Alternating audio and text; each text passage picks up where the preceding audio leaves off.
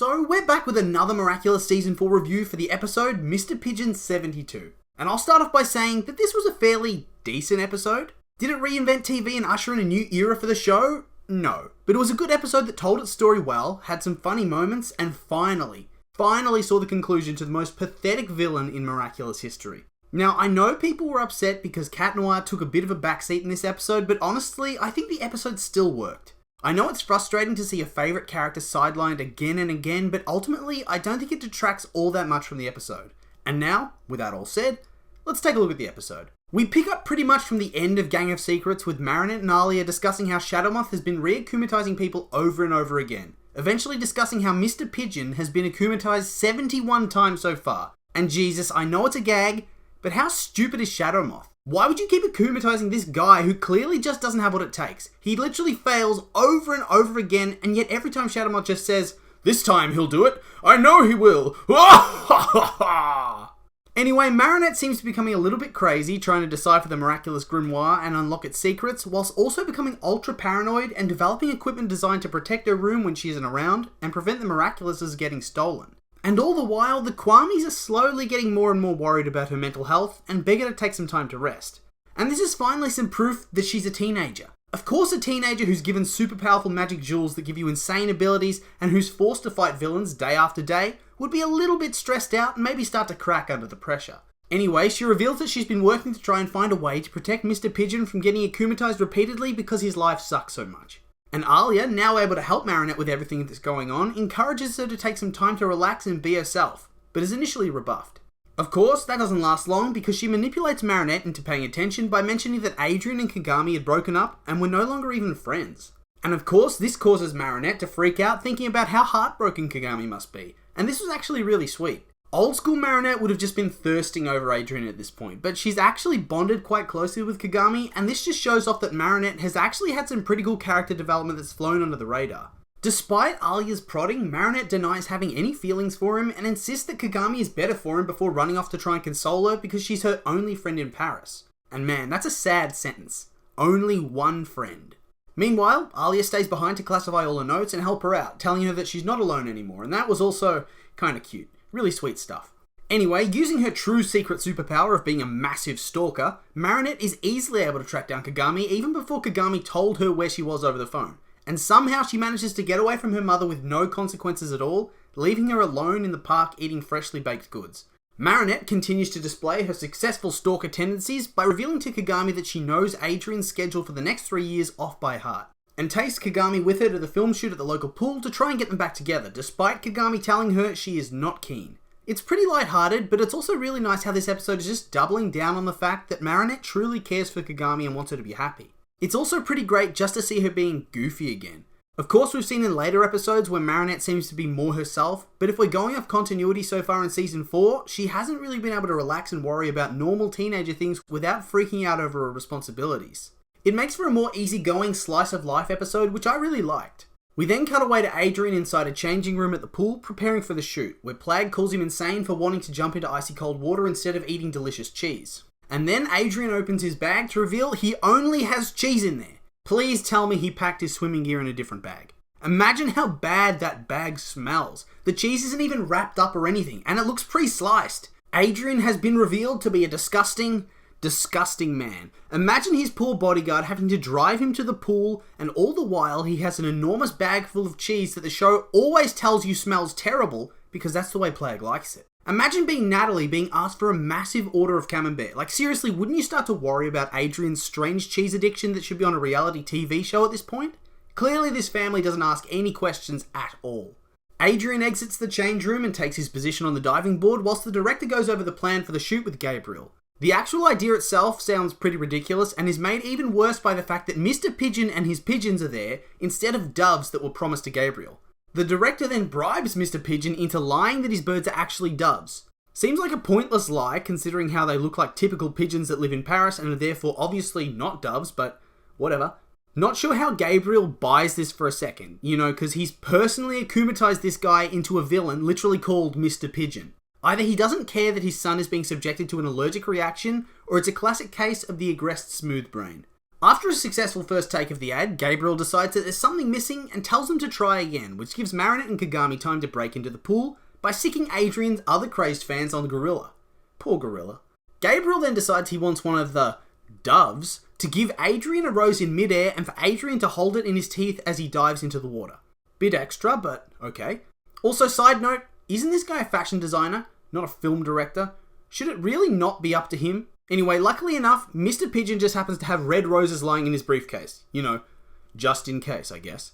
After Mr. Pigeon almost lets slip that they're pigeons and not doves, Adrien gets understandably worried as he's allergic to pigeons. But of course the director downplays the issue and then threatens Mr. Pigeon. What a nice man. Meanwhile, Marinette doubles down on Kagami and tries to convince her that Adrien belongs with her. All the while, Kagami slowly dies inside and begins regretting ever befriending Marinette. And that's understandable. She's a great friend, but it comes with the cost of possibly dying from secondhand cringe. She has a knack for it, that's for sure. After changing into their swim gear, Marinette and Kagami watch Adrien attempt his second dive, with Marinette assuring Kagami that she's going to fall in love with Adrien again. Of course, as the pigeon gives the rose to Adrien, he sneezes and does a huge belly flop into the pool. Ouch. Of course, the director takes out his frustrations on Mr. Pigeon, and whilst all this goes down, Marinette and Kagami continue coming down the path to becoming the show's best comedic duo ever, with Marinette's zany, quirky, nervous energy bouncing perfectly off Kagami's no-nonsense, dry demeanour. Adrien then sets up for the next dive attempt, but this time with a nose plug to prevent him sneezing, only to see Kagami struggling to escape Marinette, who's trying to drag her towards Adrien. And then of course, poor Adrien fails yet again, and belly flops painfully into the water. Despite Kagami's pleas, Marinette continues to try and get her to interact with Adrien, and at this point, it's no longer funny and it's kind of run its course. I get that it's meant for comedic effect, but sometimes the show hones in on a joke for too long and it no longer becomes funny, but instead cringy and annoying. It makes you start to dislike what they're doing and makes the character start to look kind of problematic, even though that's not the intention in this case. Marinette being pushy and refusing to take no for an answer just doesn't look good. Anyway, Mr. Pigeon is at this point on his last chance, and the director Skypes him with Gabriel to watch the final take of the ad. Of course, Marinette takes things too far in a desperate attempt to get Kagami and Adrien back together and full-on drags Kagami up to the diving board, only to crash into Adrien, causing them both to fall in the water and almost kill Edgar the Pigeon. And I gotta be honest, the scene where Mr. Pigeon is trying to resuscitate him was glorious and genuinely funny. Poor Edgar. Gabriel deems the shoot a failure, and the director puts all the blame on Mr. Pigeon, accusing him of tricking him into using pigeons when they were supposed to be doves, and promptly firing him. And then what does Shadow Moth do? For some stupid reason, he akumatizes Mr. Pigeon. Did he do this on purpose? Did he set up this whole shoot with this terrible director, knowing he was going to bully Mr. Pigeon in the hopes he could akumatize him again? Seriously? 71 times he's failed, and this is the best plan he has. Adrien's even there with him and is therefore in danger. But that doesn't matter to Gabriel Agreste, the world's most incompetent supervillain. Anyway, his power this time is summoning a flock of pigeons that can turn people they touch into pigeons, and Kagami, the director, Gorilla, and even Adrien get hit. Guess it's not going to be a good episode to be Cat Noir today. Ladybug gets forced into one of the changing rooms to hide, and just as she's about to call Cat Noir to help, Plag phases through the wall to tell her he got himself hit. And I liked this little moment. Marinette gets to interact with most of the Kwamis now that she's the Guardian, but she doesn't really get to talk to Plag at all. So it's nice to see them get some screen time together.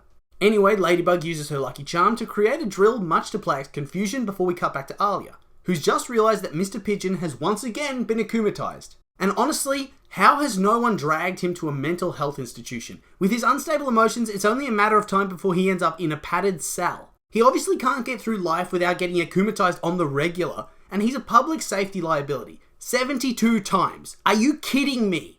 And it's public knowledge as well. Yes, he has the alter ego as an akumatized villain, but countless people have seen him be akumatized and de-akumatized. And he hunts down people that have bullied him about his pigeons. Having that happen consistently would undoubtedly reveal his identity. But a side note, if you saw this dude in real life, why would you even talk to him, let alone bully him? You're just speeding up a ticking time bomb at this point.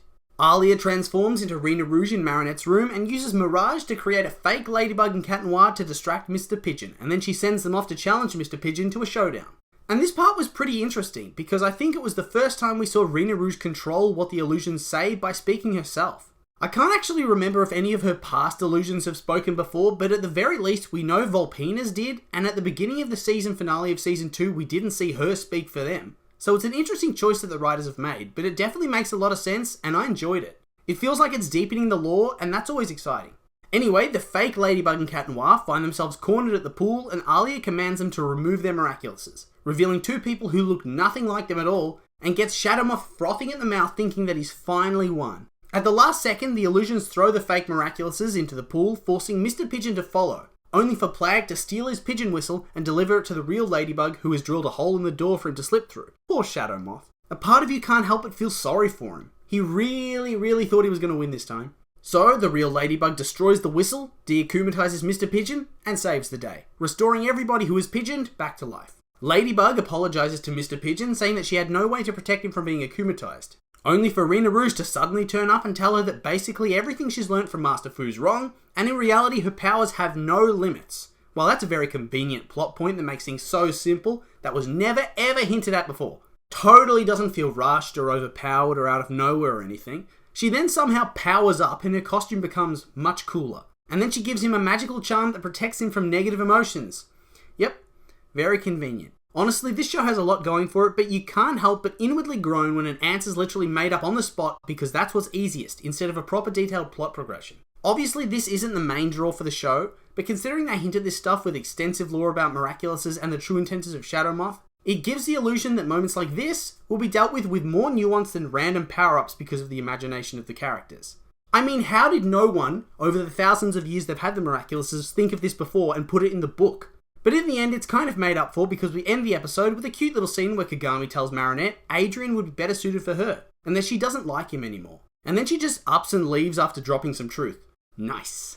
Adrien comes out and notices that Marinette still has his umbrella and have a cute little moment before Adrien has to leave. Marinette, despite initially stuttering, actually improves and is able to talk and flirt with Adrien. And despite Adrien wanting to spend time with Marinette, he has to leave and bumps his head getting into the car. Adrien getting clumsy and flustered over Marinette? Is the ship preparing to sail? This was honestly an awesome and most likely key moment for their relationship going forward. And it was a great callback to the end of the Origins two-parter and is clearly paving the way for development between these two. Seems like major foreshadowing to me, and it gets you pretty excited to see what else is in store for the season. And that brings us to the end of the episode. And I thought it was pretty decent, one of the best episodes of the season so far, even though it was pretty dank that Cat Noir got sidelined for the whole time. But that's just my opinion, and now I'd like to hear yours. What did you think of the episode? Like it? Hate it? Make sure to leave a comment and let me know.